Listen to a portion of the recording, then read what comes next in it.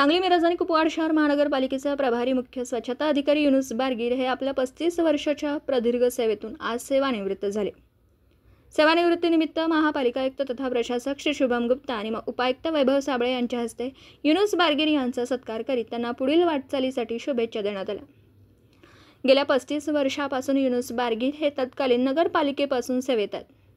आरोग्य विभागात स्वच्छता निरीक्षक ते आता मुख्य स्वच्छता अधिकारी या पदापर्यंत त्यांनी काम केलं। 35 वर्षात त्यांनी निस्वार्थी आणि निष्कलंक अशी सेवा बजावत सर्वांना मार्गदर्शन केलं।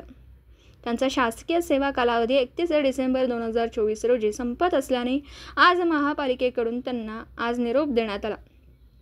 यावेळी आयुक्त शुभम गुप्ता यांनी युनुस बारगीर यांचा सत्कार केला।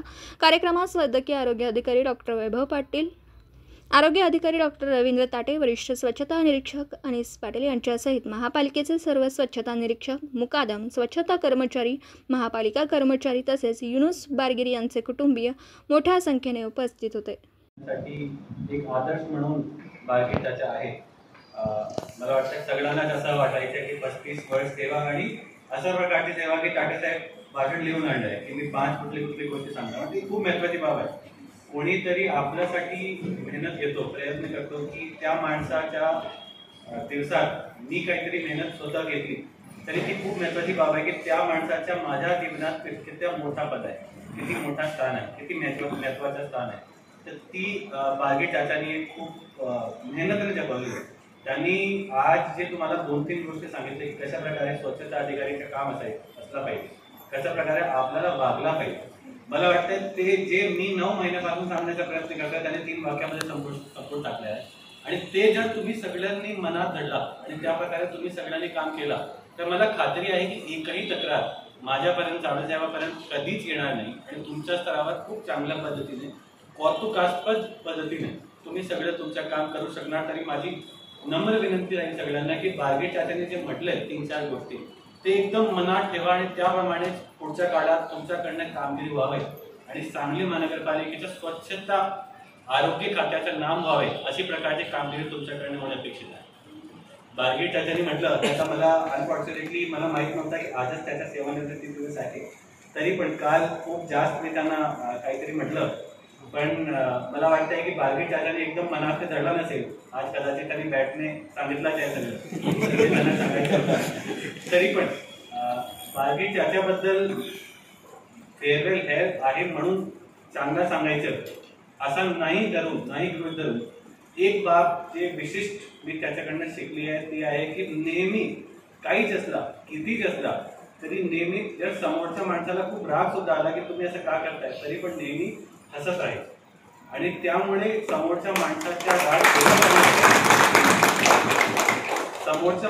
राग एवढा कमी होतो कारण ते फक्त हसत नाही, ते खरंच तुमची बाब समजण्याचा प्रयत्न करतात आणि त्याप्रमाणे पुढच्या दिवशी आपल्याला तो काम सुधारित करून घ्यायचा किंवा त्याच्यावर काम करून घ्यायचे किंवा जर समज नाही आला तरी मी नंतर जाऊन त्यांना विचारतो की बाबा तुमचा काय अर्थ होता सांगण्याचा आणि त्याप्रमाणे माझ्याकडनं काय अपेक्षित आहे। ही जी एकदम छोटी बाबी आहे ते खूप महत्त्वाची आहे। नेहमी मी आता मागची 4-4.5 वर्षाची माझी सेवा झाली त्यामध्ये कुठल्याही सेवानिवृत्तीच्या कार्यक्रमात मी जातो तर मी नेहमी 5 मिनिट तरी विचार करतो की या माणसासोबत मी 1 वर्ष 9 महिने 8 महिने काम केलं, मी काय शिकलो त्याच्यात। तरी ही एक खूप मोलाची बाब त्याच्याकडनं मी शिकलो। मागच्या 10-15 दिवसापासून एक कालचा दिवस सोडला तर मी खरंच प्रयत्न करतोय की मला कमी ओरडलं पाहिजे आणि मी कमीत कमी शब्दात मी कसं काम करून घेऊ शकतो त्याचा प्रयत्न मी करत आहे आणि ती एक बाब कुठे ना कुठे मी बारगीर चाचाकडनं शिकली आहे की कमीत कमी बोलून आपल्याला चांगलं काम कसं करता येईल आणि कशा प्रकारे आपल्याला जसं जे टाटेसाहेबांनी 5 क्वालिटीज सांगितले ते खरंच त्याच्यामध्ये आहे। त्यामध्ये फक्त सांगण्याचा हेतू त्याचा नव्हता आणि एकदम करेक्टली त्याने ते 5 क्वालिटीज आयडेंटिफाय केली आहे। मला माहीत आहे की बारगीर चाचा पुढच्या आयुष्यात सुद्धा खूप चांगलं काम करणार।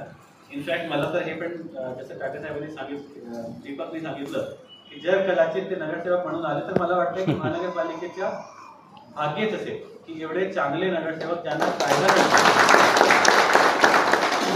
कायदा कळते, ज्यांना काम करण्याची पद्धत समजते, ते जर आपला समोर या सभागृहात आपले सहयोगी म्हणून आले तरी खूप चांगल्या पद्धतीने आपल्याला अजून आरोग्य खाता नव्हे तर इतर खात्यात सुद्धा आपल्याला चांगलं काम करून घेता येते। तसाच म्हणून परत एकदा बारगीर चाचाच्या नवीन आयुष्याची सुरुवात उद्यापासून होणार आहे. तुमचं नवीन वर्ष असो तर तुमच्या आयुष्याची सुद्धा नवीन सुरुवात आहे, तुमच्या कुटुंबाची सुद्धा एक नवीन सुरुवात आहे. तरी सगळ्यांना माझ्या वतीने खूप खूप नवीन आयुष्याची आणि नवीन वर्षाची शुभेच्छा. मला माहित आहे की तुम्ही नेहमी आमच्या संपर्कात राहणार आणि गरज पडली तर आम्ही तुम्हाला नेहमीच बोलत राहणार. तर परत तुम्हाला खूप खूप त्यांचा असतो.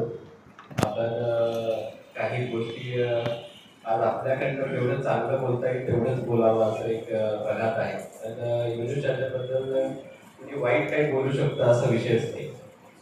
म्हणजे मी पण जवळजवळ वर्ष झाले या महानगरपालिकेमध्ये या सगळ्यांना एकदा तरी बोलून झाले. त्याच्यानंतर कधी त्यांनी संधीही दिली नाही की कधी त्यांच्यावर रागवावं किंवा त्यांच्या कामामध्ये कधी पोट टाकावं. एक माणूस म्हणून ते खूप उत्तम आहेतच आणि त्याहीपेक्षा एक अधिकारी म्हणून पण अतिशय कर्तव्य आणि अतिशय प्रामाणिक आणि कार्यतत्पर असं त्यांचं वागणं आहे, त्यांची कारकीर्द राहिलेली आहे. जसं त्यांचा नेहमी कपडे पांढरे शुभ्र असतात तसं त्यांचं चारित्र्यही त्यांनी पांढरे शुभ्र राखले, कधी त्याच्यावर तुमच्या डाग पडून आणि ज्या काही वरिष्ठांकडनं आणि आयुक्त महोदयांकडनं शासनाकडनं वेळोवेळी ज्या काही नवीन गोष्टी आहेत त्या सगळ्यात पहिला आत्मसात करणारे आणि सगळ्यांच्या सगळ्यांना साथीला घेऊन ते पुढे नेणारे बाकीचे होते, याचंही मला अगदी साथ अभिमान आहे. आज नवीन वर्षामध्ये एक खूप मोठं तसं एक आरोग्य विभागाचा कृत्य घेऊन पुढे प्रवेश करणारे की आज यापुढे बारगीरच्या आम्हाला मार्गदर्शन करायला किंवा आपल्यासोबत बसणार आहे. माझं आपल्या परवानगीनंतर आम्ही त्यांना आधीच ऑफर केलेली आहे की त्यांची इच्छा असेल तर नक्कीच त्यांच्यासाठी मानाची जागा महानगरपालिकेमध्ये कायम असेल आणि त्यांना त्यांच्या सेकंड इनिंगसाठी अतिशय मनापासून शुभेच्छा. आणि माझं कुटुंब म्हणजे आई उपस्थित आहे. तर जास्त काही मला बोलायचं नाही आहे, सर्वांनी बरंच काही बोललेलं आहे. परंतु सर सांगायचं म्हणजे 35 वर्ष काम करत असताना या सांगली नगरीनं फार प्रेम दिलं आणि सांभाळूनही घेतलं. त्यामुळे आम्ही इथपर्यंत आलो, हे सर्वात महत्त्वाचं आहे. बरेचसे असे प्रसंग आले तर मला एक नेहमी समोर एक आदर्श ठेवून मी चाललो. बरेच जण काम करून बोलायचे, काम केल्यानंतरही बोललं जायचं, आरोप खातच असायचा. परंतु 2 गोष्टी आयुष्यात जपल्या त्याचं फळ मिळालं. आमचे डिग्रस्कर साहेब म्हणून होते सुरुवातीला 90ला. ते म्हणायचे तक्रार आली की दुसऱ्या दिवशी त्याच्या दारात पाहिजे आपण, आपलं नाव कधी खराब होत. आणि ते आजपर्यंत मी जपलं, त्याचा कुठं तर फायदा दिसला. दुसरी गोष्ट की आपल्याकडे एवढी यंत्रणा किंवा आपलं एवढं कर्तृत्व नाही की नागरिकाचं आपण समाधान करू, परंतु 4 शब्द चांगले बोलून त्याचं समाधान करावं हे कुठं तर शिकलो. त्यामुळे निदान तो चांगलं बोलल्यानंतर गोड बोलल्यानंतर साहेब राहू दे 2 दिवसांनी करा म्हणणार आणि तक्रार ही देणार की बाई बाकीच्या लोकांनाही असं सांगत जावा की बाबा समजून सांगा आम्हाला. हे कसं असं आरोप खात्यात आपल्याकडे एवढी यंत्रणा नाही, हे नाही, सगळं बरोबर आहे, परंतु आपण जरा नागरिकाची सौजन्याने वागून करतो साहेब, करू साहेब म्हटलं, आपलं पहिलं सुरुवात अशीच असते, तक्रार अशीच येते की ते माझ्याकडे नाही आणि त्याचा माझा संबंध नाही. तिथनं सगळं तो पुढचं वातावरण सगळं बिघडतं. ते आम्ही सुरुवातीपासून जपलं. त्यामुळं नागरिकांच्याकडूनही बराचसा प्रतिसाद मिळाला. बरेचसे असे प्रसंग आले, मोठमोठे कामं आली. 2005 साली कधी न बघणारा पूर असा सांगलीनं प्रथम बघितला आणि एवढं राबावं लागलं सर, इतका 1000 टन कचरा उचलावा लागला. परत 2009 साली जे राष्ट्रपतींचा दौरा इथं झाला, अखिल भारतीय साहित्य संमेलन, आणि अचानक ठरलं की राष्ट्रपती येणार आहेत आणि कचरा मुक्त शहर करायचं. जे R.R. पाटील साहेब होते त्यावेळेला कैलासवासी, त्यांनी डिक्लेअर केलं. तर इतकं राबलो आम्ही, खरंच महाराष्ट्र शासनानं आमचं कौतुक केलं, यसायला बोलवून अगदी सन्मान दिला. म्हणजे करायचं एसआयने जर मनावर घेतलं तर होतंय हे सिद्ध करून दाखवलेलं आहे. तर आता आपण का कमी पडायचं?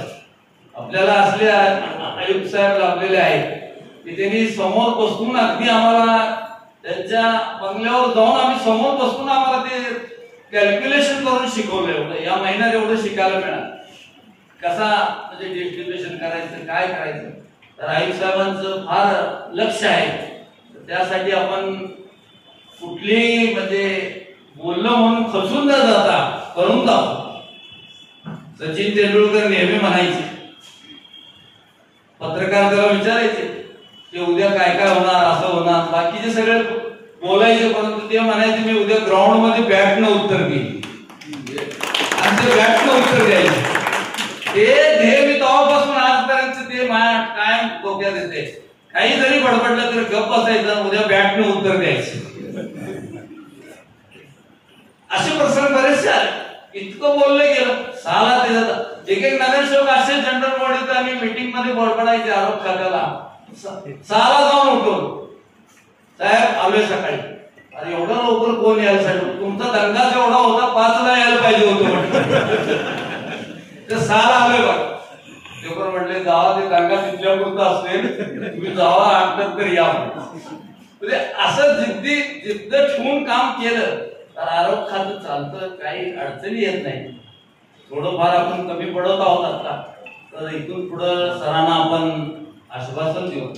तर अक्षरशः म्हणजे फार हे करतायत, आरोप खात्याचं काम चांगलं व्हावं म्हणून प्रयत्न करतायत.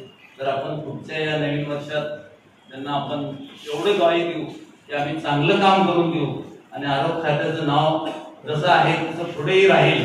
एवढे हे भरभरून प्रेम केलं.